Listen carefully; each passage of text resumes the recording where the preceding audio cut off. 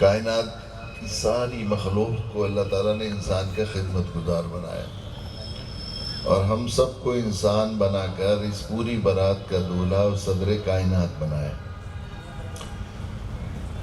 اور انسان کو شاہکار تخلیق کے طور پر اللہ نے پیدا فرما کر بڑی شان کے ساتھ اس شاہکار تخلیق کی تعریف بھی اپنے کلام مجید میں ارشاد فرمائی، والتین والزیتون وطور سینین وہذا البلد الامین لقد خلقنا الانسان فی احسن تقویم۔ چار محترم چیزوں کی قسمیں کھا کر اللہ نے ارشاد فرمایا کہ ہم نے انسان کو بہترین سانچے میں پیدا کیا، اس کے اندر خوبیاں ہی خوبیاں بنائی ہیں، اچھائیاں ہی اچھائیاں بنائی، ایسا شاہکار تخلیق، خوبیوں والا، تعریفوں والا انسان بنایا۔ انسان کے اندر جو خوبیاں اللہ نے بنائی ہیں، اچھائیاں پیدا کی ہیں، صلاحیتیں رکھی ہیں، ان صلاحیتوں میں سے ایک اہم ترین صلاحیت یہ ہے کہ انسان کو امن پسند بنائے۔ ہر انسان یہ چاہتا ہے کہ میں امن کے ساتھ رہوں، چین کے ساتھ رہوں، سلامتی کے ساتھ رہوں، عافیت کے ساتھ رہوں۔ کوئی انسان فطرتاً یہ پسند نہیں کرتا کہ مجھے مشکل آئے، پریشانی ہو، حادثے سے دوچار ہوں، مجھے کوئی خطرہ لاحق ہو۔ ہر انسان یہ چاہتا ہے کہ میں امن و شانتی کے ساتھ رہوں۔ اس کائنات میں جو کچھ ہوتا ہے اللہ کی مرضی سے ہوتا ہے، جس پر جو حالات آتے ہیں اللہ کی طرف سے آتے ہیں۔ امن و سلامتی کے حالات آتے ہیں تو اللہ کی طرف سے، ملک پر، علاقوں پر، خاندانوں پر، افراد پر جو بھی چیزیں آتی ہیں وہ اللہ کی طرف سے آتی ہیں۔ پتہ اللہ کی مرضی کے بغیر نہیں ہلتا کائنات میں، اس لیے کہ اللہ، اس کائنات میں حکومت اللہ کی چلتی ہے۔ یہ کائنات جس کا ہم حصہ ہیں، ہمارا ملک بھی حصہ ہے، اس میں حکومت صرف ایک اللہ کی چلتی ہے۔ یہ جو ہم لوگ کہتے ہیں اب کے بار اس کی سرکار، اب کے بار اس کی سرکار، اور جن سرکاروں کے بدل جانے سے ہم لوگ خوش ہو جاتے ہیں یا ہم بالکل جیسے ماتم گنا اور بالکل نوحہ خواہ بن جاتے ہیں ہم لوگ، یہ سرکاریں اصل میں ان کی سرکاریں نہیں ہیں، یہ سرکار کی کٹ پتلیاں ہیں، حاکم الحاکمین کی سرکار کی کٹ پتلیاں ہیں۔ ہم سوچتے ہیں یہ حکومت آ جائے گی تو حالات بدل جائیں گے، یہ حکومت آ جائے گی تو حالات بدل جائیں گے۔ یہ حکام سے حالات نہیں بدلتے، یہ حاکم الحاکمین کے یہاں سے حالات آتے ہیں، اور وہ اللہ کے یہاں سے آتے ہیں۔ اعمال اور احکام کی پیروی نہ کرنے پر فیصلہ ہوتا ہے بس۔ تو یہ جو ہم نے کہتے ہیں اب کے بار اس کی سرکار، اب کے بار اس کی سرکار، یہ کٹ پتلیاں ہیں جن کو روز اتارتے ہیں، روز بٹھاتے ہیں۔ کسی چائے والے کو بادشاہ بنا دیتے ہیں اور کتنے بادشاہوں کو چائے بیچنے پر لگا دیتے ہیں۔ اللہ تعالیٰ کیا کرتے ہیں دنیا میں، دیکھتے ہیں کہ نہیں؟ ایسا ہوتا ہے۔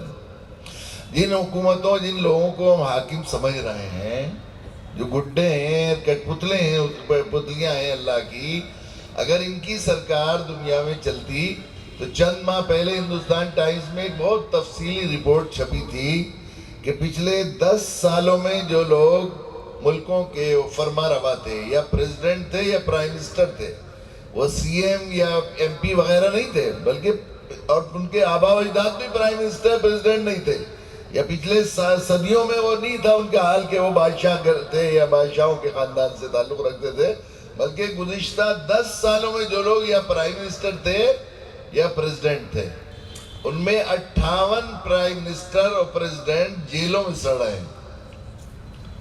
دنیا کے ملکوں کے 58 پرائم منسٹر اور پریزیڈنٹ۔ پڑوسی ملک کے نواز شریف 3 مرتبہ پرائم منسٹر رہے، وہ جیل میں ہیں، ابھی کچھ دنوں کی ضمانت پر رہا ہیں۔ زرداری وہاں کے پریزیڈنٹ تھے، وہ جیل میں ہیں۔ دنیا میں اکیلا ایک آدمی ہے اب دنیا کا پرائم منسٹر، اکیلا، جو لگاتار 25 سال تک پرائم منسٹر رہا، بڑی شان کے ساتھ۔ ملیشیا کے نجیب عبد الرزاق 5 ٹرم لگاتار 25 سال پرائم منسٹر رہا، رہنے والے آدمی، وہ بھی جیل میں ہیں۔ کوریا کے ایک پرائم منسٹر جیل میں ہیں، برطانیہ کے ایک کارگزار پرائم منسٹر جیل میں ہیں، سعد مرسی بیچارے شہید ہو گئے جیل ہی کے اندر، ایک اور پریزیڈنٹ وہاں کے جیل میں ہے۔ 58 ملکوں کے پرائم منسٹر اور پریزیڈنٹ جیلوں میں ہیں۔ اب اگر ان کی حکومت چلتی تو کوئی چپراسی جیل میں جانا چاہتا ہے؟ اس سے معلوم ہوا کہ اس حکومت اللہ کی چلتی ہے۔ الیس اللہ بحکم الحاکمین، ہمارا قرآن پر ایمان ہے۔ بتاؤ حاکموں کا حاکم کون ہے؟ اللہ ہے۔ پہلے بھی ہمارے اللہ کی حکومت چلتی تھی، اب بھی کانگریس کے گڈے بیٹھ جائیں یا بی جے پی کے گڈے بیٹھ جائیں، وہ تو حکومت ہمارے اللہ کی چلتی تھی پہلے بھی اب بھی، تو پھر ہمیں اس حکومت کے اتر جانے سے نواخوانی ہے، اس حکومت کے چڑھ جانے سے خوشی منانے کی کیا شکل ہے؟ کون سے عقل بیٹھ کے یہ فیصلہ کرتی ہے؟ تو جب حکومت اللہ کی چلتی ہے تو قانون کس کا چلے گا؟ اللہ کا قانون، اللہ ہی کا قانون چلتا ہے یہاں پر، اور وہ قانون کبھی بدلتا نہیں۔ وَلَن تَجِدَ لِسُنَّةِ اللَّهِ تَبْدِيلًا وَلَن تَجِدَ لِسُنَّةِ، دنیا کی حکومتیں ناقص، ان کی سوچیں بھی ناقص، ان کی فکریں بھی ناقص، ان کی صلاحیتیں بھی محدود، تو یہ جو کچھ قانون بناتے ہیں،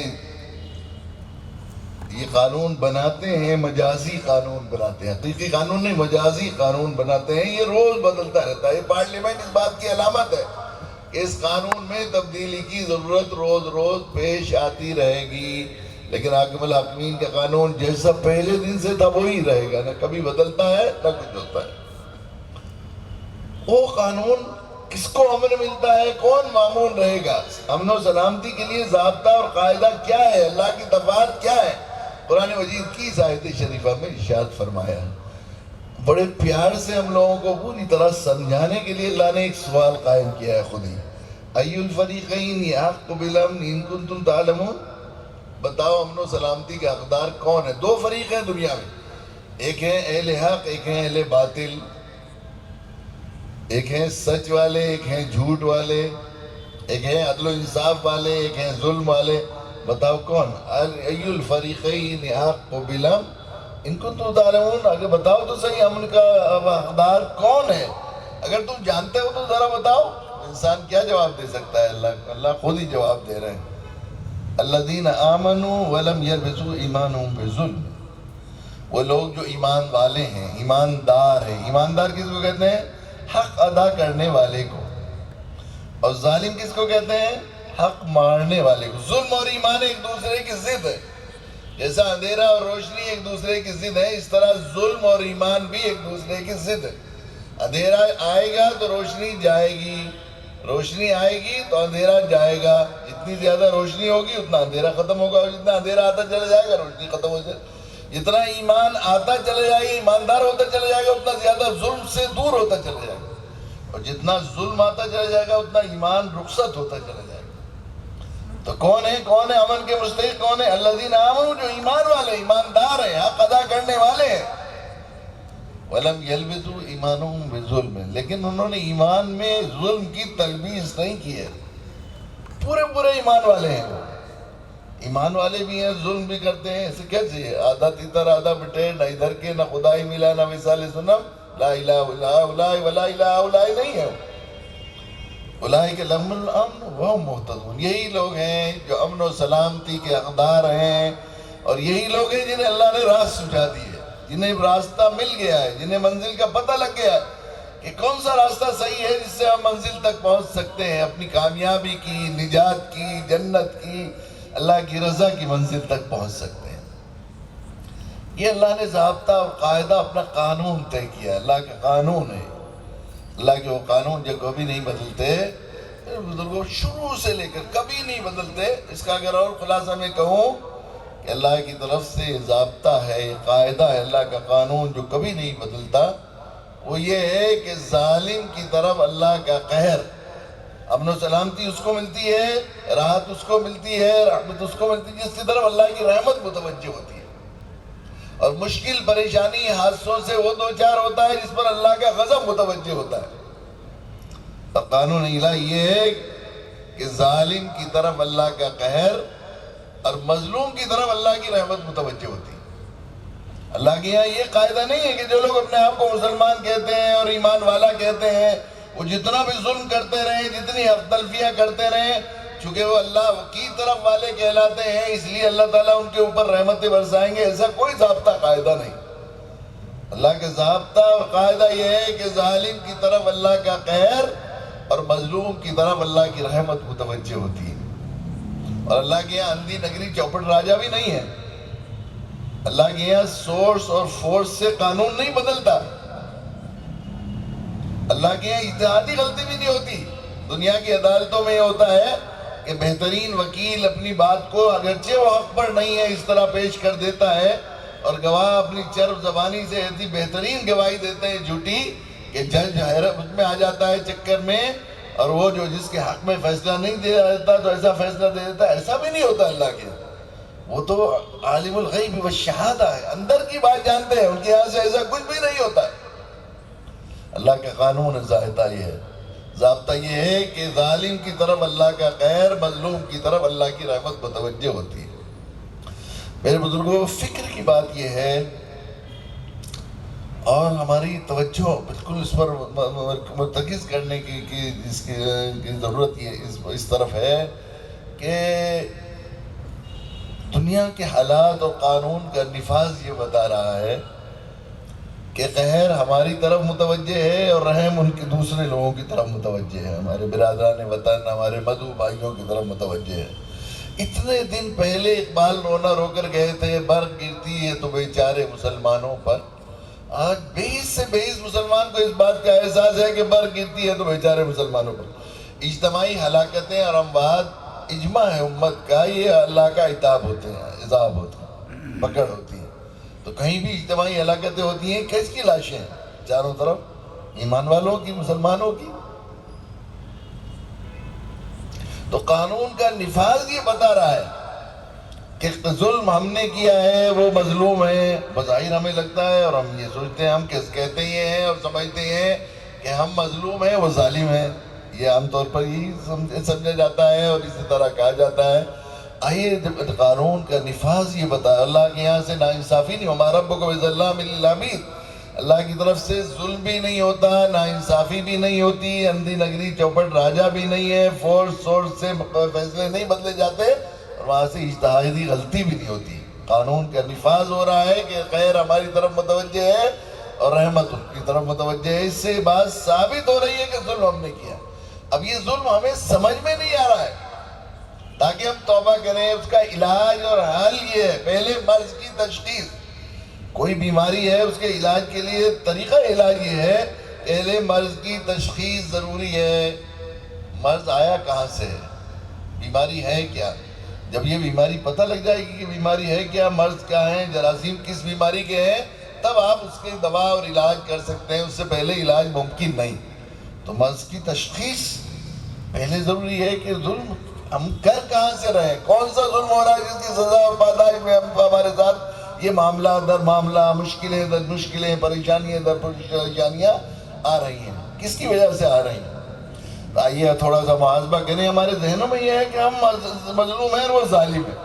سچی بات یہ ہے کہ قانون کا نفاذ جو بتا رہا ہے وہ یہ بتا رہا ہے کہ ظلم ہم نے کیا ہے اور ظلم ان کا ہو رہا ہے، ہم نے حق مارا ہے، ان کا حق مارا گیا، ہم نے زیادتی کی ہے، ان پر زیادتی ہو رہی۔ دیکھیے ہم لوگ ایمان والے ہیں، اور صاحب ایمان کی زندگی کا پہلا قدم یہ ہے کہ مرنے کے بعد کی زندگی اصل زندگی ہے۔ یہ دنیا عارضی ہے، جو حالات جو بھی ہیں، کامیابی اور ناکامی کا دار و مدار اور انحصار آخرت کی زندگی پر ہے۔ ہمارے نبی جناب رسول اللہ صلی اللہ علیہ وسلم نے صحابہ کو یہی سمجھایا، پورے قرآن میں جا بجا اسی کی طرف دیا گیا کہ آدمی آخرت کی کامیابی کو اصل کامیابی سمجھے، وہاں کی پریشانی کو اصل پریشانی، وہاں کی عافیت کو اصل عافیت سمجھے، وہاں کی جیت کو اصل جیت اور وہاں کی ہار کو اصل ہار سمجھے۔ اللہ کے نبی صلی اللہ علیہ وسلم مکہ سے ہجرت کر کے تشریف لے گئے، مکہ جب چھوڑ رہے تھے اللہ کے نبی صلی اللہ علیہ وسلم، کیسے اضطراب کے حالت میں آپ کو چھوڑنا پڑا مکہ۔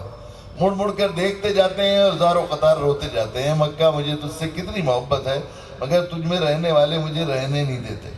450 کلومیٹر جا کر مدینہ منورہ میں آپ نے قیام فرمایا۔ مدینہ یثرب تھا، آج کا مدینہ نہیں تھا، بابرکت مدینہ۔ اس وقت وہ بیماریوں کا شہر کہلاتا تھا، روز ایک کے بعد ایک آفت آتی رہتی تھی۔ لوگ مدینہ منورہ میں نکل کر گزر کر جانا پسند نہیں کرتے تھے، لیکن اللہ کے نبی کی جو دعوت کی راہیں مسدود ہوئی مکہ معظمہ میں، آپ سب چھوڑ کر مدینہ منورہ تشریف لے گئے۔ آپ نے وہاں جا کر دعا مانگی، اللہ میں آپ کے دین کی دعوت کے لیے اور آپ کے حکم کی تعمیل کے لیے، آپ کی بندوں کی خیر خواہی کے لیے اس مدینہ شہر میں آ گیا ہوں، مکہ کی ساری برکتیں چھوڑ آیا ہوں، حرم مقدس چھوڑ آیا، سارے مناسک چھوڑ آیا، ساری جو ہے بچپن کی یادیں چھوڑ آیا، سارے عزیز و اقارب کو چھوڑ آیا، اللہ آپ اس کے بدلے میں مجھے یہاں جو نعمتیں دی تھی مجھے میرے ساتھیوں کو مدینہ میں دگنی دے دیجئے۔ اللہ نے دعا قبول کی۔ اللہ کے نبی نے صحابہ کو اکٹھا فرمایا، خوشخبری دی، خوش ہو جاؤ، جو نعمتیں تمہیں وہاں دی گئی تھی اللہ تعالیٰ نے یہاں پر ساری نعمتیں تمہارے لیے دگنی کر دی۔ حضرت امام مالک کا قول اس پر ہے کہ مکہ میں اگر ایک قول یہ بھی ہے کہ مکہ معظم میں حرم میں 1,00,000 گناہ کا ثواب ملتا ہے تو مدینہ منورہ مسجد نبوی میں 2,00,000 گناہ کا ثواب ملتا ہے، اس لیے کہ سب سے بڑی تو نعمت اجر و ثواب تھی۔ یہ مدینہ منورہ میں بھی چین سے رہنے نہیں دیا، کتنا ستایا۔ بدر میں آئے حملہ کرنے، پھر احد میں آئے حملہ کرنے، ہمیشہ سازشیں کرتے رہے، سب کچھ کرتے رہے۔ پھر آپ جو ہے وہ عمرہ کرنے کے لیے تشریف لائے، حدیبیہ میں صلح ہوئی، روک دیا راستے میں سے، حرم آنے نہیں دیا۔ کتنا ستایا انہوں نے، کتنا تکلیف پہنچائی۔ لیکن اس کے بعد اللہ تعالیٰ نے مکہ فتح کرایا۔ مکہ کیسی شان کے ساتھ ہم مکہ میں داخل ہو رہے ہیں، لیکن سرکار مدینہ جناب رسول اللہ صلی اللہ علیہ وسلم کا حال مقدس یہ ہے کہ آپ چھکے جا رہے ہیں عاجزی انکساری سے، اور آپ کی داڑھی مبارک اونٹ کے کوہان سے لگ رہی ہے، اور آپ فرما رہے ہیں اللہم لا عیش الا العیش الاخرہ، اللہ یہاں دنیا کی عزت، دنیا کی فتح، دنیا کی عیش تو کوئی معنی نہیں رکھتی، اصل ہے آخرت کی عیش، مرنے کے بعد کی ابدالآباد کی عیش۔ خواب ہے دنیا تو خواب میں کچھ بھی ہو جائے، کچھ ترقیب ہو جائے، عروج ہو جائے، زوال ہو جائے، اس سے کیا ہوتا ہے؟ فقیر آدمی ہے، کٹورا ہاتھ میں لیے ہوئے ہیں، خواب میں سو گیا بادشاہ بن گیا، اور آنکھ کھلی تو پھر ہاتھ میں کٹورا ہے۔ زندگی کا ہے نا، اصل تو زندگی وہ ہے جو آخرت کی زندگی ہے۔ وہاں کے اعتبار سے ہم جو ان کے ساتھ کر رہے ہیں، ذرا محاسبہ کریں کہ وہ جو ہمارے ساتھ جو ہے مخالفت کر رہے ہیں، دشمنیاں کر رہے ہیں، ہمیں ستا رہے ہیں، ایذائیں پہنچا رہے ہیں، اس کے نتیجے میں ہمیں کیا مل رہا ہے، اور ہم جو ان کے ساتھ کر رہے ہیں اس کے نتیجے میں کیا مل رہا ہے، ذرا اس پس منظر میں محاسبہ کریں۔ وہ کیا کرتے ہیں، ایسے جملے، ایسی تکلیف کی چیزیں اور ایسے پھپتیاں اور بہت سی ایسی چیزیں جو مسلسل سامنے آتی رہتی ہیں، ہمارے دل دکھانے والی، ہمارے دل توڑنے والی چیزیں جو ہمیں پہنچاتے ہیں، اس سے ہمارا دل ٹوٹتا ہے۔ مسلمانوں میں شکستگی در شکستگی ہو رہی ہے۔ حدیث میں آتا ہے ہر چیز کی قیمت ٹوٹنے کے بعد گھٹتی ہے، مگر دل جتنا ٹوٹتا ہے اللہ کا مقرب بنتا ہے۔ امام احمد بن حنبل کے بارے میں آتا ہے کہ کہا کہ اللہ میں آپ کو تلاش کر رہا ہوں، کہاں تلاش کروں؟ فرمایا کہ ٹوٹے ہوئے دلوں میں تلاش کرو۔ جتنا دل شکستہ ہوتا ہے اللہ کا قرب، اللہ کی معیت، اللہ کی ولایت کے درجے حاصل ہوتے ہیں۔ اگر وہ جسمانی اذیت ہمیں پہنچاتے ہیں یا مالی اذیت پہنچاتے ہیں، حدیث میں آتا ہے کہ مومن کے کوئی کانٹا نہیں چبھتا مگر اس کی وجہ سے ایک نیکی لکھی جاتی ہے، ایک گناہ معاف ہوتا ہے، ایک درجہ بلند ہوتا ہے۔ یہاں تک حدیث میں آتا ہے کہ مومن نے جیب میں ہاتھ ڈالا کہ میری جیب میں پیسے ہیں، درہم ہیں، اور جیب دیکھی تو خالی تھی، اس پر جو حسرت ہوگی اس پر بھی اجر و ثواب، آخرت کی کمائی اس کو ملے گی۔ اگر وہ جسمانی طور پر یا مالی طور پر ہمیں تکلیف پہنچاتے ہیں، اس میں بھی ہمارے لیے اجر و ثواب ہوتا ہے، گناہوں کی معافی ہوتی ہے اور درجات بلند ہوتے ہیں۔ آخری درجہ وہ اگر ہماری جان کے دشمن ہیں، اس لیے اگر ہمیں قتل کر دیا جائے اور کر دیا جائے کہ ہم ایمان ہیں، صاحب ایمان ہیں، تو اس کو کہتے ہیں شہادت۔ شہادت جنت کا مختصر ترین راستہ ہے۔ مومن کی سب سے پہلی مراد شہادت ہونی چاہیے۔ تو بھائی اس سے زیادہ اور کوئی وہ دشمنی نہیں کرتے ہمارے ساتھ۔ جو آخری دشمنی ہے وہ یہ ہے کہ جانیں لے لیتے ہیں۔ اس کے لحاظ سے بھی، آخرت کے اعتبار سے اگر وہ جان بھی چلی جائے، اس لیے کہ ہم صاحب ایمان ہیں، اس لیے ہمیں دشمنی کر رہے ہیں، تو وہ شہید کر رہے ہیں۔ اور شہادت مطلوب و مقصود مومن، نہ مال غنیمت نہ کشور کشائی۔ جو بھی وہ تکلیفیں یا اذیتیں ہمیں پہنچا رہے ہیں، آخرت کے اعتبار سے ہماری کمائی کا اور ہماری ترقی کا اور ہمارے اللہ کے قرب کا اور جنت کے درجات کا ذریعہ بن رہے ہیں۔ اور جس مشقت اور تکلیف میں آدمی کو کمائی ہو، اس میں آدمی کو اذیت نہیں ہوتی۔ دیکھیے ہم سب تجارت اور بزنس اور کاروباری لائن میں ہم دیکھتے ہیں جب سیزن آتا ہے تو آدمی کو کتنی محنت مشقت کرنی پڑتی ہے۔ دکانداروں کو عید کا سیزن ہو، تہواروں کا سیزن ہو، کھانا ڈھنگ سے نہیں ملتا، پینا ڈھنگ سے نہیں ملتا۔ اگر کوئی کہنے لگے کہ بڑی مشقت ہو رہی ہے، ان گاہکوں کو دوسری دکان پر بھیج دوں، تو کوئی اس کو تیار کب سے تو انتظار کر رہے تھے اس کی، حالانکہ اس میں کتنی تکلیف ہوتی۔ جو جو وہ تکلیفیں پہنچا رہے ہیں یا تو دل توڑ رہے ہیں، اللہ کا قرب حاصل ہو رہا ہے، ہمارا دل اللہ کا اور دل ہمارا قیمتی بن رہا ہے، یا جسمانی اذیتیں پہنچا رہے ہیں تو نیکیاں مل رہی ہیں، گناہ معاف ہو رہے ہیں، درجات بلند ہو رہے ہیں، یا اگر جانے جا رہی ہیں تو شہادت مل رہی ہے جو جنت کا مختصر ترین راستہ ہے۔ اور ہم جو ان کے ساتھ کر رہے ہیں، ہمیں اللہ تعالیٰ نے ختم نبوت کے بعد، اپنے نبی کی ختم نبوت کے بعد، اپنے نبی کی ختم نبوت کے صدقے میں داعی امت بنا کر بھیجا، اور ہمارے ذمے یہ دین اللہ کے نبی صلی اللہ علیہ وسلم امانت کے طور پر ہمیں دے کر گئے۔ آخری حج کے موقع پر جب 1.25 لاکھ صحابہ موجود تھے اور آپ پر یہ آیت شریفہ نازل ہوئی، الیوم اکملت لکم دینکم واتممت علیکم نعمتی ورضیت لکم الاسلام دینا، اللہ کے نبی نے ارشاد فرمایا دیکھو میرا کام ختم ہو گیا، میں بلائے جانے والا ہوں۔ ڈاکٹر حمید اللہ صاحب سیرت کے نام اور محقق ہیں، انہوں نے لکھا ہے کہ اللہ کے نبی صلی اللہ علیہ وسلم نے مختلف روایات نقل کی ہیں کہ اللہ کے نبی نے اس آخری حج کے موقع پر 9 مرتبہ اپنے دنیا سے جانے کی خبر دی۔ مجھ سے حج کے مناسک سیکھ لو، اب اس کے بعد موقع نہیں ملے گا۔ اس آخری حج کے خطبے میں جو حجۃ الوداع خطبہ ہے، اس میں کہا تم سے میرے بارے میں سوال کیا جائے گا کہ میں پہنچا چکا۔ آخری جمرے پر کنکر ماری تو آپ نے فرمایا دیکھو تم سے میرے بارے میں تمہاری ملاقات اجتماعی حوض کوثر پر ہوگی۔ اس حج کے موقع پر آپ نے حج کے خطبے میں یہ بات فرمائی کہ تم سے میرے بارے میں سوال کیا جائے گا کہ میں پہنچا چکا۔ سب نے ایک زمان ہو کر صحابہ نے کہا بلغت الرسالہ وادیت الامانہ، اے اللہ کے نبی آپ پورا پہنچا چکے اور حق ادا کر چکے آپ رسالت کا۔ آپ نے آسمان کی طرف کو انگلی اٹھائی اور 3 مرتبہ فرمایا اللہم اشہد اللہم اشہد اللہم اشہد، اللہ آپ گواہ رہی ہے، اللہ آپ گواہ رہی ہے، اللہ آپ گواہ رہی ہے۔ پھر آپ نے فرمایا فَلْيُبَلِّغِ الشَّاهِدُ الْغَائِبُ، جس کے پاس یہ دین پہنچ گیا ہے امانتاً دے کر جا رہا ہوں اس تک پہنچا دے جس کے پاس نہیں پہنچا ہے۔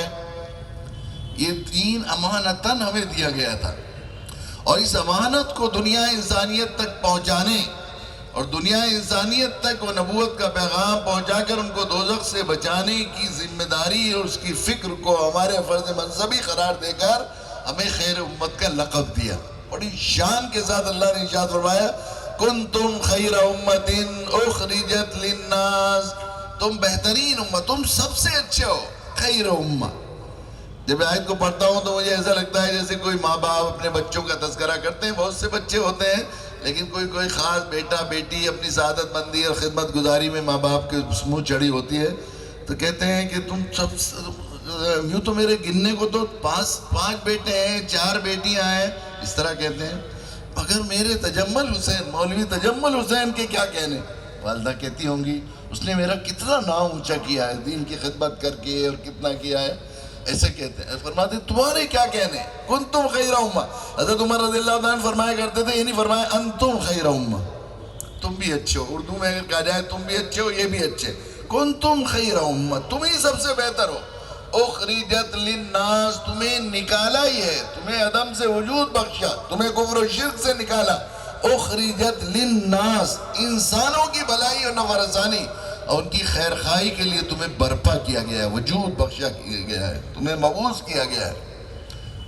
تأمرون بالمعروف وتنہون عن المنکر، تم لوگوں کو بھلائی کا حکم دیتے ہو، لوگوں کو برائی سے روکتے ہو۔ علامہ طبری نے حضرت عبداللہ ابن عباس، حضرت ابو ہریرہ رضی اللہ تعالیٰ عنہ اجمعین کی 2 روایتیں نقل کی ہیں کہ تم لوگوں کو ایمان کا حکم دیتے ہو، لوگوں کو کفر شرک سے روکتے ہو۔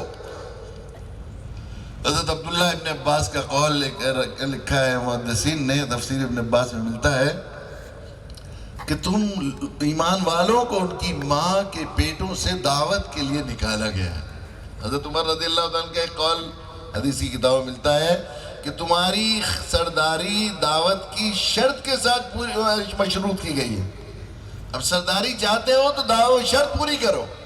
آج کل بڑا اشکال ہوتا ہے، عام طور پر نوجوان روز کہنے سننے کو ملتا ہے نوجوانوں سے کہ قرآن نے تو خیر امت کہا ہے سب سے اچھے ہو، لیکن اب دنیا کی صورتحال یہ ہے کہ سب سے زیادہ ذبو حالی میں، سب سے زیادہ پستی میں کوئی قوم ہے تو امت مسلمہ ہے۔ اصل میں قرآن کے صحیح نہ معنی نہ سمجھنے کی وجہ سے ہمارے ذہن میں اشکال آتا ہے، ہم سمجھتے ہیں ہر عبداللہ عبد الرحمن خیر امت ہے، قرآن کی یہ مراد نہیں ہے۔ قرآن کی یہ مراد ہے کہ افسری کرو گے تو افسر کہلاؤ گے، جھاڑو لگاؤ گے تو افسر کیوں کہلاؤ گے، نبیوں کی راہ چلو گے تو خیر امت کہلاؤ گے۔ نبیوں کی راہ کیا ہے؟ خیر خواہوں کی راہ، سخیوں کی راہ. نبی کیا چاہتے ہیں؟ میرے پاس جو مایا ہے پوری انسانیت تک پہنچ جائے، ساری انسانیت کی نیا پار ہو جائے، سارے دنیا کے لوگ اللہ سے جڑ جائے، در در کی غلامی سے نکل جائیں، کفر و شرک کی دلدل سے نکل جائیں، جہنم کے راستے سے بچ کر جنت میں جانے والے بن جائیں. کفر و شرک کی ضلالت سے انسانیت نکل کر ایمان کا تاج کے سروں پر چڑھ جائے، یہ چاہتے ہیں نبی. یہ سخیوں کی راہ ہے. تو نبیوں کی راہ چلو گے تو خیر امت کہلاؤ گے، بنیوں کی راہ چلو گے تو خیر امت نہیں کہلاؤ گے. بنیے ہوتے ہیں یعنی بنیے وہ لوگ جو 99 کے پیر میں رہتے ہیں، بس میرے بینک بیلنس، میری تجوری، سب کی تجوری سے میرے اکاؤنٹ میں آ جائے. یہ فقیروں کی راہ ہے. مانگنے والے کو کبھی عزت نہیں ملتی، دینے والوں کو عزت ملتی.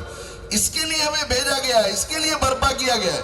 ہمیں دنیا انسانیت تک اس دین کے پیغام کو دنیا انسانیت تک پہنچانے کی ذمہ داری دے کر خیر امت کا لقب دیا گیا ہے. ہمارے خواب و خیال میں بھی یہ بات نہیں آتی کہ ہمیں اس کام کے لیے پیدا کیا گیا ہے. ہمیں خود یہ اس کا احساس بھی نہیں ہوتا، کبھی خواب میں بھی کبھی دعوت دینے کی توفیق نہیں ہوتی. اور ہمارے سامنے 24 گھنٹے میں دنیا میں تقریباً 1,54,000 لوگ پوری دنیا میں مرتے ہیں، تمام انسان. آپ ذرا سوچیں کہ کیسا بڑا ظلم ہو رہا ہے، کتنی بڑی حق تلفی ہم لوگ کر رہے ہیں. 1,54,000 لوگ 24 گھنٹے میں دنیا میں مر جاتے ہیں، سارے انسان. ان میں سے 1,24,000 کفر و شرک پر مر کر ایمان کے اور اسلام سے محروم رہ کر دنیا سے چلے جاتے ہیں اور ہمیشہ ہمیشہ کی دوزخ میں چلے جاتے ہیں. 1,24,000 24 گھنٹے میں، ہر سیکنڈ میں 2 سے زیادہ. ماہر لسانیات کہتے ہیں کہ ایک جملہ 7.5 سیکنڈ کا ہوتا ہے. اتنی دیر میں میں نے ایک بات کی، 15 لوگ. کون ہیں وہ؟ غیر نہیں ہیں. قرآن پر ہمارا ایمان ہے. اِنَّا خَلَقْنَاكُم مِّن ذَكَرٍ وَأُنثَىٰ. اے لوگوں تم سب ایک ماں باپ کی اولاد ہو. ساری دنیا کے انسان میرے اور آپ کے خونی رشتے کے بھائی، ماں جائے باپ جائے بہنوں بھائی بہن ہیں. قرآن نے نفسیاتی کمزوری پر انگلی رکھی ہے کہ سوتیلی ماں کی اولاد سے آدمی کی نگاہ پھر جایا کرتی ہے. سوتیلی ماں نہیں ہے، حقیقی ماں جائے باپ جائے بہن بھائی ہیں. اور ساری دنیا کے لوگ میرے اور آپ کے نبی کے امتی ہیں. قرآن کہتا ہے قل یا ایھا الناس انی رسول اللہ الیکم جمیعا. اے نبی جی اعلان کر دیجئے بیگانیت کے، تیر میر کے، تعصب کے، بیگانی غیریت کے جالوں کو ذہنوں سے صاف کر دیجئے. بتا دیجئے اے انسانوں، میں تم سب کی طرف اللہ کا رسول بنا کر بھیجا گیا ہوں. اور ساری دنیا کے لوگ میرے اور آپ کے رب کے بندے ہیں. 3 قریب ترین رشتے ہیں ان انسانوں سے.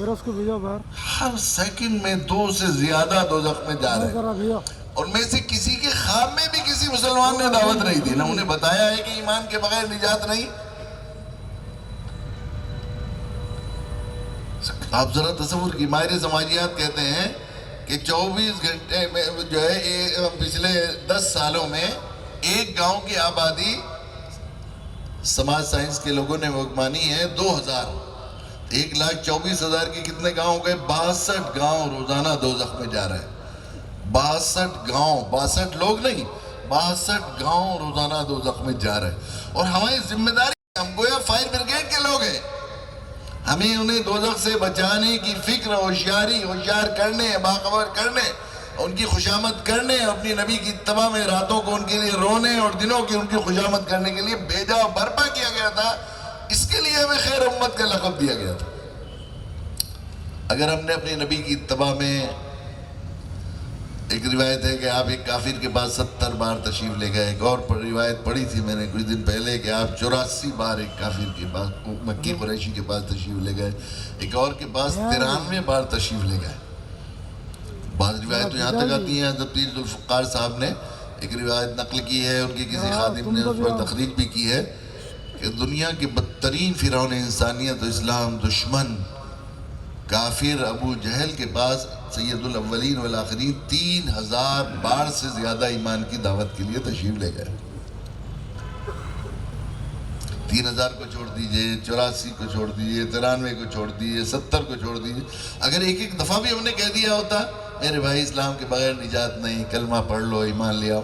عربی میں کہہ دیا ہوتا چلو اسلم تسلیم کان میں، قولوا لا الہ الا اللہ تفلحوا چپکے سے کہہ دیا ہوتا. اگر ڈر ہے، خوف ہے، ایسا اللہ کے علاوہ سب سے ڈرنے کا مزاج بن گیا ہے ایسے کہہ دیا ہوتا تو ہم شاید کہتے اللہ کے سامنے پھوٹے منہ کہ اللہ میں نے تو کہہ دیا تھا، لیکن ہم نے پہنچایا نہیں، تو ہم ان 1,24,000 لوگوں کو جلانے والے ہم ہیں، ہمیں بچانے کی ذمہ داری دی گئی تھی، ہم نے کچھ نہیں کیا ان کے سلسلے میں۔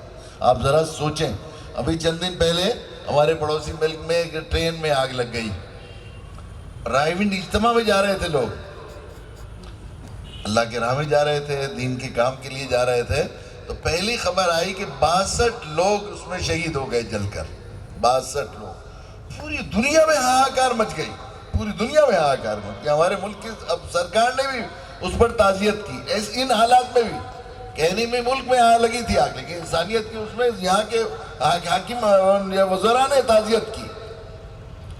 وہاں کے وہ جو ہے وہ کب تک نوحہ ہوتا رہے گا؟ 62 لوگ اللہ کی راہ میں شہید ہوئے، وہ ایمان کے ساتھ گئے، 62 گاؤں نہیں، 62 لوگ۔ آپ ذرا سوچیں، ایک آدمی جل جائے کہیں کسی محلے کے اندر، بغیر بلا تفریق مذہب و ملت پورے علاقے کے لوگ جمع ہو جائیں گے، اکٹھا ہو جائیں گے، اس کے یہاں تعزیت کریں گے، نوام ہوگا، غم منایا جائے گا۔ ایک آدمی جل گیا، اس آگ میں جل گیا، کہ ایمان کے ساتھ جل گیا تو انشاءاللہ جنت میں جائے گا، حادثے میں شکار ہوا تو ایک طرح سے شہادت کی موت مل گئی۔ اور وہ 62 گاؤں جا رہے ہیں دنیا سے، ہمیں کبھی خیال بھی نہیں آتا ہم نے ان کے ساتھ کی ظلم کیا، اور ہمیں دیکھیے یہ امانت کا کہ ہمیں احساس نہیں، ہم نے غفلت میں ایسا کیا، ایسا نہیں۔ ہر آدمی جب روزہ یاتر پر جناب رسول اللہ صلی اللہ علیہ وسلم کی خدمت میں سلام پیش کرنے کے لیے جاتا ہے تو جو الفاظ اس کو یاد کرائے جاتے ہیں سلام کے، الصلاۃ والسلام علیک یا رسول اللہ، الصلاۃ والسلام علیک یا حبیب اللہ کے ساتھ، بلغت الرسالہ وادیت الامانہ ونصحت الامہ۔ اے نبی، وہ جو ہمیں امانت دے کر آئے گئے تھے، ہمیں شعور ہے، ہمیں معلوم ہے کہ آپ ہمیں ایک ذمہ داری ادا کر کے دے کے گئے تھے، ہمیں اس کا احساس ہے، اس کا اظہار کرتا ہے، اس کا اقرار کرتا ہے، تو ہم وہ تو ہمارے جنت میں اور آخرت میں درجات کے بلند ہونے کا، ہمارے گناہوں کے معاف ہونے کا، ہماری نیکیوں کا ذریعہ بنتے ہیں، یا ہمیں شہادت کے مرتبے تک پہنچانے کا ذریعہ بنتے ہیں، اور ہم ان کے لیے ابد الاباد کے دوزخ میں پہنچانے کا ذریعہ ہو رہے ہیں اپنی مجرمانہ غفلت کی وجہ سے، کہ ہم نے ان کا بھی حق، ان کی یہ امانت ان تک نہیں پہنچائی۔ پھر ہم یہ کہتے ہیں کہ وہ ظالم ہے، مظلوم ہے، کون سا انصاف ہے؟ اس لیے معلوم ہوتا ہے قانون کا نفاذ بتا رہا ہے کہ ظلم ہم نے کیا ہے، اور فیصلے آسمان سے آئے ہیں۔ اگر ہم چاہتے ہیں حالات بدلیں تو وہیں سے، جہاں سے یہ فیصلہ آیا ہے وہیں سے بدل سکتا ہے، جب ہم ظلم سے توبہ کریں۔ خصوصاً یہ ملک جس میں ہم رہ رہے ہیں، ہندوستان، اللہ کے نبی صلی اللہ علیہ وسلم کا ارشاد ہے کہ مجھے ہندوستان کی مٹی سے محبت کی خوشبو آتی ہے۔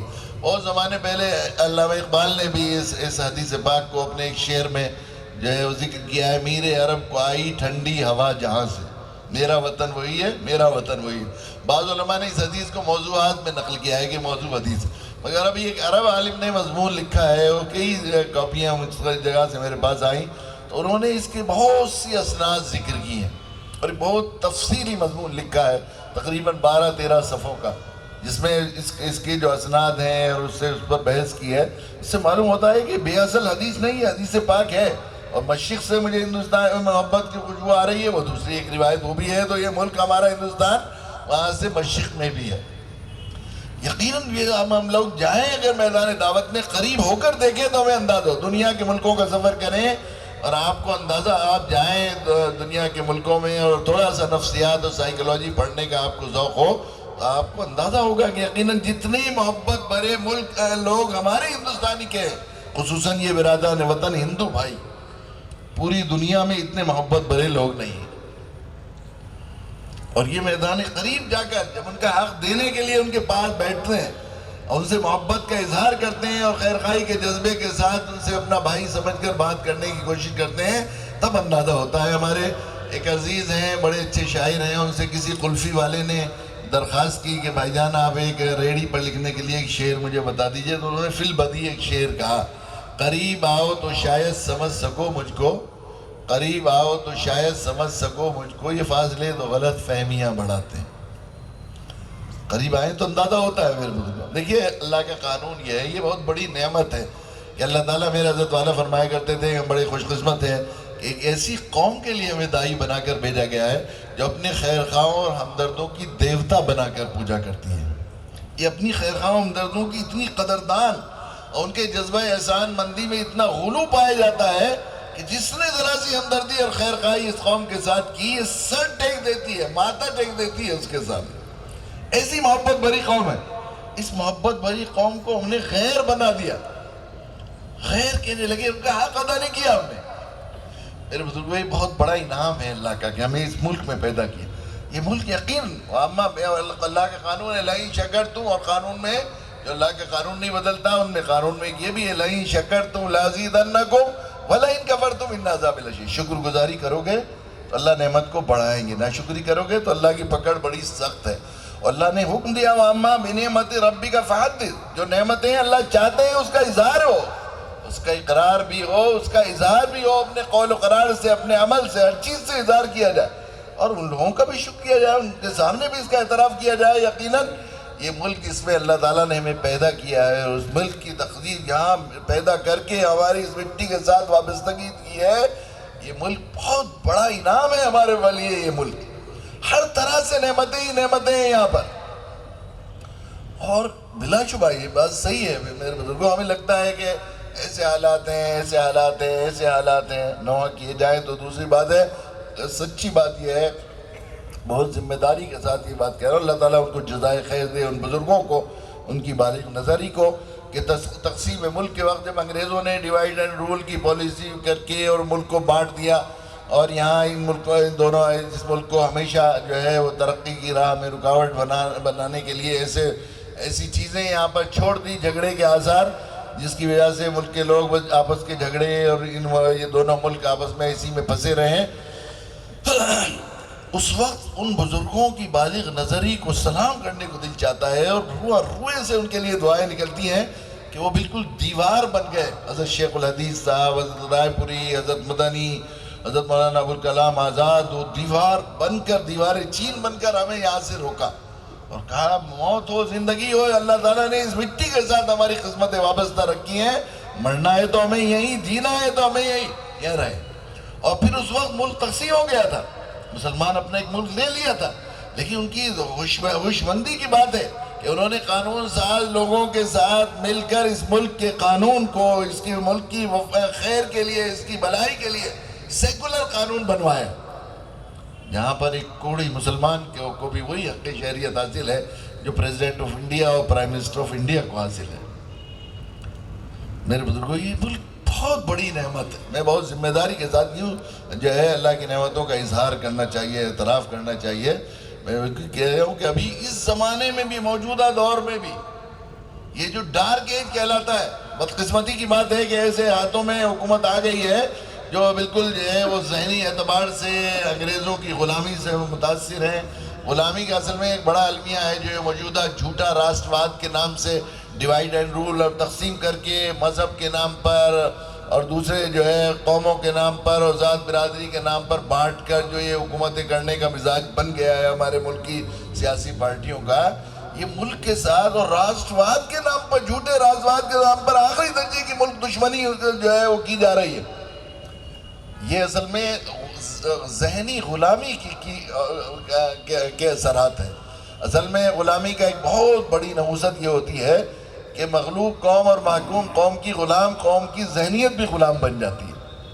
انگریز اس ملک میں رہے، انہوں نے ڈیوائیڈ اینڈ رول کی پالیسی پر عمل کیا، تقسیموں، بانٹوں اور راج کرو یہ کیا۔ اپنے ملکوں میں بھی وہ سیاست کرتے ہیں، انگلینڈ میں، امریکہ میں، یورپ میں، آپ کو وہاں کوئی پارٹی ایسی نہیں ملے گی جو تقسیم کرو اور بانٹوں کے نام پر سیاست کرتے ہو، کالے گوروں کے نام پر یا مذہب کے نام پر سیاست کرتے ہو۔ وہ ڈیولپمنٹ کے نام پر، ترقی کے نام پر اور پازیٹیو ایشوز کے نام پر وہاں سیاست کرتے ہیں، اور تقسیم کرو اور بانٹوں کو وہ ملک کے لیے آخری درجے کی دشمنی سمجھتے ہیں۔ آپ ایک موٹی عقل والا بھی جانتا ہے کہ کسی گھر کے لیے اس سے بڑی کوئی، اس سے زیادہ کوئی دشمنی کی بات نہیں ہو سکتی کہ اس کے گھر کے دو بھائیوں میں لڑائی پیدا کر کے ان پر اپنی چودراہٹ قائم کی جائے، اس سے بڑی کوئی دشمنی نہیں ہو سکتی۔ یہ ہمارے برادران وطن بیچارے، یہ جو سیاسی پارٹی والے ہیں اور موجودہ برسر اقتدار لوگ، یہ بھولے بھالے لوگ ہیں۔ میں تو یہ کہتا ہوں کہ ناسمجھ لوگ ہیں یہ، انہیں یہ سمجھ میں نہیں آتا کہ ملک کی ترقی کس راہ پر ہوگی اور ملک کی تنزلی کس راہ پر ہوگی۔ ملک کی آخری درجے کی دشمنی ہے ڈیوائیڈ میں، جتنا زیادہ اپنے مذہب پر عمل کرنے اور اپنی جیسا محترم ملک ہے وہاں تمام ہماری ساتھ ہماری عزم تمام اللہ کے نبی صلی اللہ علیہ وسلم کا روضہ اطہر ہے، مدینہ منورہ ہے، مسجد نبوی ہے، احد پہاڑ ہے، شہدائے احد کی قبریں ہیں، جنت البقیع ہے، مکہ معظمہ ہے، مناسک حج ہیں، اور انبیاء کی تاریخ ہے اس کے ساتھ وابستہ، ہماری تمام عقیدتیں وہاں سے وابستہ ہیں، اور وہاں ظاہر ہے کہ بڑا امن و امان ہے، اور اسلامی قانون ہونے کی وجہ سے وہاں پر بہت سی چیزیں بھی ہیں، وہاں پر جو سلامتی ہے وہ دنیا میں کہیں نہیں ہے یقیناً، لیکن وہاں پر ایک ریگستان میں ایک مسجد اگر آپ چھپر کی بنانی چاہیں تو بغیر سرکاری پرمیشن وہاں سسٹم اتنا قانونی ہے کہ وہاں پر بنا نہیں سکتے آپ. اور یہاں گاؤں اور قصبات کی تو بات چھوڑ دیجئے، یہاں شہر کتنا ترقی یافتہ ہے. یہ ڈاکٹرز ہیں اور وہ اسلام سمجھنا چاہتے ہیں اور سیکھنا چاہتے ہیں تو آپ یہاں پر بھیجتے ہیں. تو جوالا پور قریب میں ایک مدرسہ تھا، وہاں پر اس میں کیمپ میں قیام کیا، اور 3 طلبہ وہاں کا ایک بہت بڑا آشرم تھا، اودھوت آشرم، وہاں پہنچے. بابا کے پاس گئے تو انہوں نے اپنے اور ان کو بلا لیا، ننے بچے آئے، 9 عمر تھے، 12-13 سال کے، کہ دیکھو کیسی پیام آئے ہیں، صاف ستھرے سفید کپڑے پہنے ہوئے آئے ہیں، پتہ نہیں کیا بات کہنے آئے. تو انہوں نے لوگوں کو بلا لیا، انہوں نے اللہ کا تعارف کرایا قرآن سے، اور رشتہ بتایا کہ ہمیں یا ایھا الناس انا خلقناکم من ذکر و انثی، سب ایک ماں باپ کی اولاد ہیں. اسی رشتے کی وجہ سے بابا جی آئے ہیں، اور توحید اور رسالت اور آخرت سمجھانا شروع کیا ہم نے. اللہ کا تعارف کرایا جب قرآن کے واسطے سے، تو اللہ ہر ایک کو اللہ نے پڑھا رکھا ہے. لست بربکم، بڑے مانوس ہوئے، اور وہ پوچھنے لگے کہ پیارے بچوں تم کہاں سے آئے ہو، اس زمانے میں اس دور میں آئے ہو، تم ایسی محبت اور خیر خواہی کی بات کہہ رہے ہو، ایسی اپنائیت سے رشتہ بتا رہے ہو، تم کہاں سے آئے ہو؟ انہوں نے بتایا کہ بھلت سے آئے ہیں، وہاں مدرسے میں پڑھتے ہیں. کہ تمہیں اکیلوں کو بھیج دیا ننے بچے کو؟ نہیں، ہمارے استاد بھی آئے ہیں، پوری ایک جماعت آئی. کتنے لوگ آئے ہوئے ہو؟ انہوں نے بتایا 23 لوگ آئے ہوئے ہیں. انہوں نے کہا کہ اچھا تم اپنے استاد سے بات کرا دو گے ہماری اولاد کی، کہ آپ کیسی محبت کی بات کر رہے ہیں، ہمارے دل بہت ہی متاثر ہوئے اس سے، اور آپ ایسا کریں. انہوں نے کہا کہ جو ہے کیا آپ ہمارے یہاں صبح کو ناشتے پر براجمان ہو سکتے ہیں؟ ہم چاہتے ہیں کہ آپ کا ایک مرتبہ جو ہے سنسکار کریں، آپ سب لوگوں کا آ جائیں گے؟ انہوں نے کہا آ جائیں گے. 23 لوگ پہنچے، سب کو ایک مٹھائی کا ڈبہ اور ایک زندگی کی کوئی واقعہ میں نقل کرنے کی کوشش کرتا ہوں، اس سے کوئی نصیحت مجھے ملی ہے، سبق ملا ہے، قارئین نغمگان پڑھنے والے لوگوں کو شیئر کرتا ہوں. اس میں ایک واقعہ لکھا ہے ہمارے یہاں. یہ پچھلی جو ہے یہ جو حالات اصل میں جو چل رہے ہیں، اور اس میں ہمیں نواخوانی ہے، اصل میں جو یہ مایوسی ہے، اور جو ہمارے دلوں میں جو خوف ہے، یہ ہراس ہے، یقیناً یہ تو بہت تو گھر میں رہتے ہیں، گھر میں بھائی بہن سب جو ہے، یہی فطرت میں نفرت ہے. یہ نہیں جبلت نہ گردت، فطرت نہیں بدلتی کبھی انسان کی کرتی، اور نیچر نہیں بدلتا کبھی. نیچر محبت بنا ہے اس قوم کا. جھگڑے ہو جانا ہے اور لڑائی ہو جانا کوئی، یہ تو گھر گھر میں ہوتا ہے. ابھی پچھلے دنوں ہندوستان ٹائمز میں ایک رپورٹ آئی تھی کہ ہندوستان کی عدالتوں میں جتنے مقدمات چل رہے ہیں کرمنل کے، یعنی قتل کے، غارت گری کے، 5 سال کی حکومت چل گئی ہے اس میں.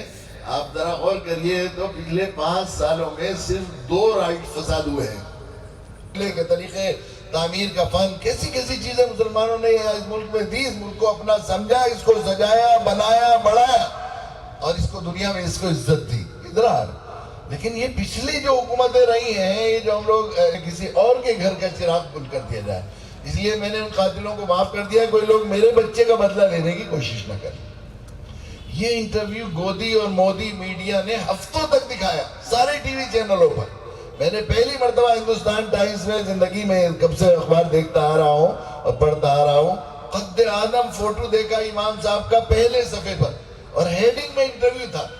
ہیڈنگ میں، چونکہ وہ اتنا بڑا انٹرویو نہیں تھا، پورا فوٹو امام صاحب کا ایک پورا اس کو پہلے صفحے پر، فرسٹ پیج پر، اور اس کا ان کا انٹرویو تھا. یہی انٹرویو جو انہوں نے کیا. پھر اس کے بعد فساد ختم ہو گیا. محبت کے چند جملے، نفرت و ادفع باللتی ہی احسن، قرآنی اصول اور قانون کی رعایت کی.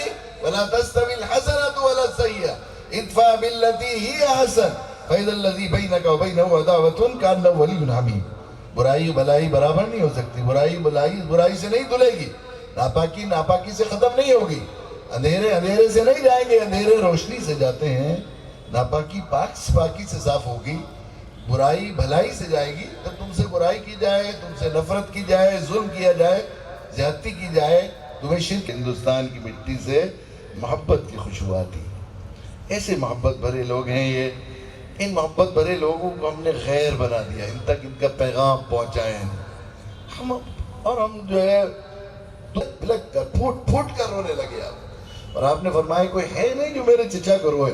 مدینہ کی عورتوں کو معلوم ہوا کہ پیارے نبی کی زبان سے جملہ نکلا ہے، تو ساری مدینہ کی انصار عورتیں چادریں سر پر رکھ رکھ کر موت کی طرف دوڑ پڑیں، یا نبی اللہ ہمیں رونے کے لیے۔ آپ نے فرمایا اسلام میں نوحہ نہیں۔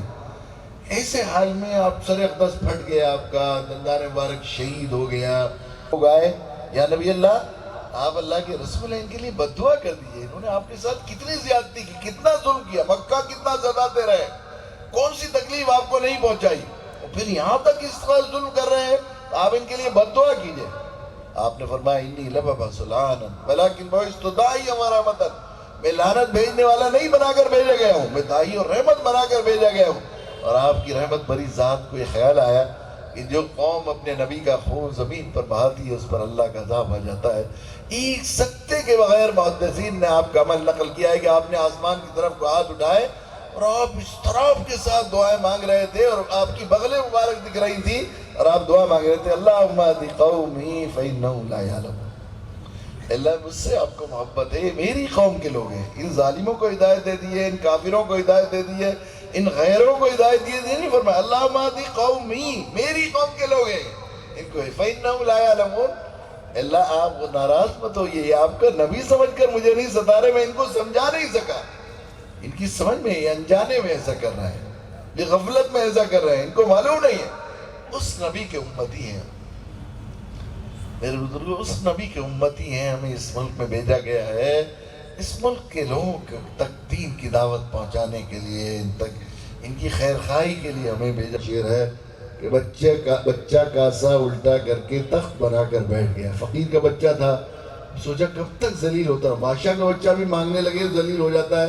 مجھے یاد ہے کہ ہندوستان کا ایک اخبار تھا قومی آواز اردو کا، تو اس میں ایک فوٹو چھپا تھا، بہادر شاہ ظفر کی اولاد میں کوئی شخص رکشہ چلا رہا تھا کلکتہ میں، اور رکشہ وہ تھا جو خود جڑ کر، ویسا سائیکل وہ رکشہ نہیں تھا چین سے چلتا ہے، بیچ میں آدمی جڑ کر جو ابھی بھی وہاں چلتے ہیں کلکتہ میں رکشہ، وہ ایکسیڈنٹ کا شکار ہو گیا، اس کا ایک ویل ٹوٹ گیا، تو وہ کسی سے بھیک مانگ رہا تھا مجھے پیسے دے دو تو میں اپنے پہیہ رکشہ میں ویل ڈلوا لوں گا، نہیں تو میرے بچوں پر فاقہ ہو گیا۔ اس کا فوٹو اور اس کا وہ طرف سے دکھا ہوا تھا، تو بادشاہ کا بیٹا بھی بھیک مانگنے لگے گا تو ذلیل ہونا ہی پڑے گا نا، اب دینے والے نہیں بنیں گے تو لینے والے بن جائیں گے، فقیر دائی نہیں بنیں گے مدعو بنیں گے، سخی نہیں بنیں گے تو فقیر بن جائیں گے۔ تو بچہ کاسا الٹا کر کے تخت بنا کر بیٹھ گیا، فقیر کا بچہ ہے، اب اگر وہ یہ نہیں بنے گا، وہ نہیں ہوگا تو ظاہر ہے کہ کیا کر سکتا ہے وہ، اور کچھ اس نے سوچا کب تک ذلیل ہوتا رہوں گا، اور کچھ نہیں تو پیالہ پلٹ دوں میں، یوں دیا جائے گا یوں لیا جائے گا، اب میں دینے والا بن گیا وہ لوں گا نہیں، بھیک مانگنا میں نے بچہ کاسا الٹا کر کے تخت بنا کر بیٹھ گیا، مدت بعد لگا اس گھر کی قسمت میں سلطان بھی، اگر اسلاف کی سلطانی چاہتے ہیں تو پیالہ پلٹنا، پیالہ دعوت صرف یہ اسی کا حالت۔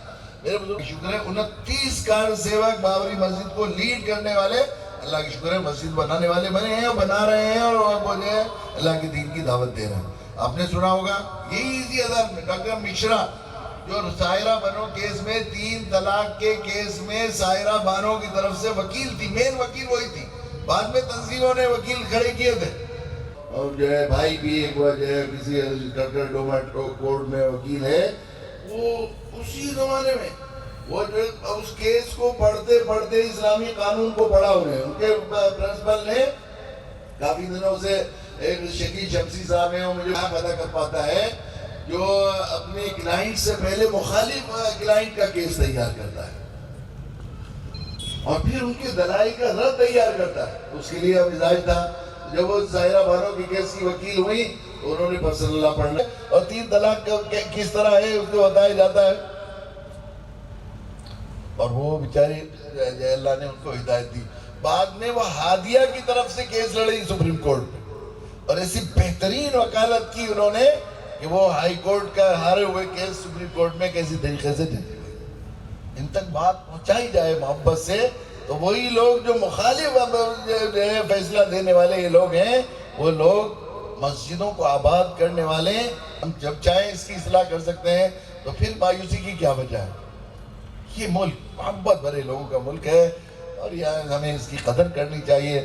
اللہ تعالیٰ ہمیں توفیق عطا فرمائے کہ ہم پتے دھونے کے بجائے جڑ سیچ کر پودوں کو ہرا کرنے والے بنے اور جہاں سے مسئلہ بگڑا ہے وہیں سے اس کا حل کرنے کی کوشش کریں. دوسرے لوگوں کو مورد الزام ٹھہرانے کے بجائے اور مسلسل نوحہ ماتم کرنے کے بجائے اپنے ملک میں جو اللہ تعالیٰ نے ہمیں انعامات دیے ہیں, ملک کے لوگوں کی جو سرشت ہے محبت بھری, اس کا قدر بھی کریں, اس کا اعتراف بھی کریں, ان کے سامنے اظہار بھی کریں کہ ہم تمہاری قدر کرتے ہیں, تم سے محبت کرتے ہیں, اور اس رشتے کا جو قرآن نے ہمیں بتایا اظہار کر کے ان تک بات پہنچانے کی کوشش کریں.